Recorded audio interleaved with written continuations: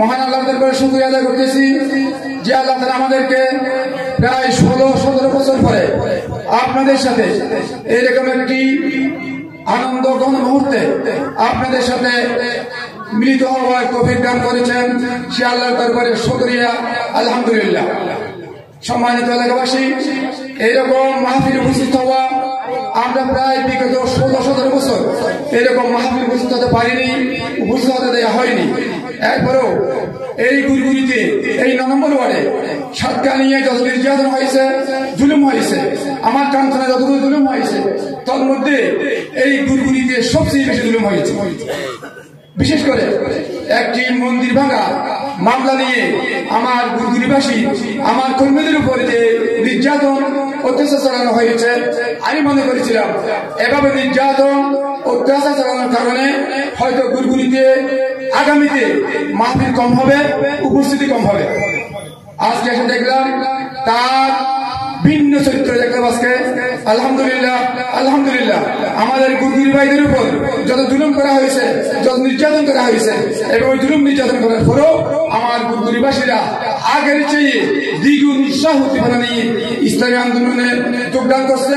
ইসলামী আন্দোলনের শপথ গ্রহণ হচ্ছে, ইসলামী আন্দোলনের গাঠি হচ্ছে আমার পুরো কাঞ্চনার এই গুরগুরি ওয়ার্ডে। সম্মানিত ভাইরা আমার, আমরা বিগত 16 বছর অত্যন্ত দুর্যোগের সম্মুখীন হয়েছিলাম। এলাকা ছেড়ে চলে গিয়েছিলাম প্রায় 13 বছর এলাকায় আসতেও পারিনি আমরা। এরপরও আমরা যতটুকু পেরেছি আপনাদের খোঁজখবর রেখেছি, আপনাদের সুখে দুঃখে আমরা শরীর করার চেষ্টা করেছি। আলহামদুলিল্লাহ, আপনারা আমাদের জন্য দোয়া করেছেন। আমরা 2024 সালে 5ই আগস্টের পরে আমরা আপনাদের কাছে আসার পর আমরা এলাকার উন্নয়ন এবং আপনাদের বিভিন্ন সমস্যা নিয়ে আমরা কাজ করতেছি। আমরা আলহামদুলিল্লাহ অনেক ক্ষেত্রে আমরা সফল হয়েছি, তবে আমরা 2-1টি ক্ষেত্রে এখন পর্যন্ত আমরা সফল হতে পারিনি। আমাদের যে দোয়া করবেন আপনারা, ইনশাআল্লাহ আমরা এগিয়ে যাচ্ছি, আমরা কাজ করছি। আলহামদুলিল্লাহ, আল্লাহ রাব্বুল আলামিন আমরা আপনাদের সুখে দুঃখে আপনাদের সমস্যা সমাধান ইনশাআল্লাহ আমরা আরো এগিয়ে যাবো ইনশাআল্লাহ আপনাদের দোয়ায়। সম্মানিত এলাকাবাসী, গত বছর আমাদের সম্মানিত মেহমান, আজকের প্রধান বক্তা আমাদের সম্মানিত মেহমান, গত বছর তিনি গুরগুরিতে কষ্ট করে অনেক দূর থেকে কষ্ট করে আসার পরেও তিনি তার তফসির পেশ করতে তিনি পারেননি।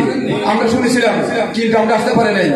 আজকে আমরা তাদেরকে বলতে চাই, যারাই এই সাতকানিয়ায়, বিশেষ করে কাঞ্চনায় জুলুম নির্যাতন করেছ, আমাদের ভাইদের উপর নির্যাতন করেছ, আমাদের ভাইদেরকে অহেতুক মিথ্যা মামলা দিয়ে হয় নাই করেছ, আজকে তাদেরকে একটু আজকের মাহফিল এসে দেখার জন্য আমি তাদের প্রতি অনুরোধ করছি। আলহামদুলিল্লাহ, আলহামদুলিল্লাহ, আমাদের ভাইরা আগের চেয়ে অনেক অনেক উৎসাহ নিয়ে আজকে মাহফিল শরীক হয়েছে। মাহফিল সমাধান করার জন্য তারা সর্বাত্মক প্রচেষ্টা চালিয়ে যাচ্ছে। সম্মানিত ভাইরা আমার, আমি আপনাদেরকে প্রায় সময় বলি, আমরা কোরআনের মাহফিলে আসি, কিন্তু কোরআন শরীফ শুদ্ধ করে পড়ার ব্যাপারে, শুদ্ধ তালাওয়াতের ব্যাপারে আমাদেরকে আরো আগ্রহী, আরো চেষ্টা অব্যাহত রাখতে হবে। কোরআন শরীফকে শুদ্ধ করে পড়ার জন্য আমাদেরকে চেষ্টা অব্যাহত রাখতে হবে। আমরা যেখানে যাচ্ছি দেখতেছি যে আমাদের অনেক মুরব্বীরা, অনেক ভাইরা অনেক কষ্ট করে নামাজ পড়েন, কিন্তু তাদের নাহানে জড়িয়ে হওয়ার কারণে তাদের নামাজও হচ্ছেই না, তাদের আরো বরঞ্চ তাদের কবিরা গুনার সম্মুখীন তারা হচ্ছে। অনেকে কোরআন শরীফ তেলাওয়াত করেন, কিন্তু কোরআন তাদেরকে রহমতের পরিবর্তে তাদেরকে লানত করেন, কারণ তারা কোরআন কোরআন শরীফ তেলাওয়াত করতে পারেন না। এই জন্য সম্মানিত মুআজ্জিজ হাজরিন, আমাদের সামনে আমাদের প্রধান বক্তব্য উপস্থিত হয়েছেন, তিনি দিক নির্দেশনাপূর্ণ বক্তব্য রাখবেন আমাদের সামনে। আমরা শুনব এবং আমরা আমাদের চেষ্টা করবো ইনশাআল্লাহ। সম্মানিত এলাকাবাসী, আগামীতে নির্বাচন হতে পারে, এমপি নির্বাচন হতে পারে, উপজেলা হতে পারে, স্থানীয় নির্বাচন হতে পারে। আমরা সবখানে বলতেছি, আলহামদুলিল্লাহ, এই সাতকানিয়ায় লোহাগাড়ায় আমরা ঐক্য থাক আর না থাক, সাতকানিয়া লোহাগাড়ায় ইনশাআল্লাহ বাংলাদেশ জামায়াত ইসলামী নির্বাচন করবে ইনশাআল্লাহ। আমাদেরকে ঐক্যবদ্ধভাবে ঐক্যবদ্ধভাবে সম্মিলিতভাবে প্রচেষ্টার মাধ্যমে ইনশাআল্লাহ আমাদের অবশ্যই সাথে নিয়ে জামাত ইসলামী এমপিকে বিজয়ী করতেই হবে, না করে কোনো সুযোগ নেই।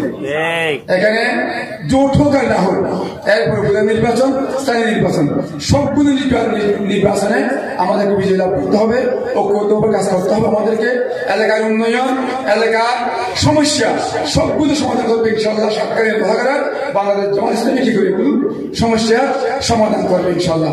আর কোন দল আর কোন মত এই সরকার নিয়ে তারা তাদের বিচার ফয়সালা অথবা যে কোনো সমস্যা সমাধানে তারা ভূমিকা রাখতে পারবে বলে আমরা বিশ্বাস করি না। এখানে আমাদের অবস্থান, আমি 5 তারিখের পর থেকে নিয়ে রাখতেছি এখানে সরকার নিয়ে আর কোন রাজনৈতিক দলের কোন কার্যক্রম আমাদের পরিলক্ষিত হচ্ছে না।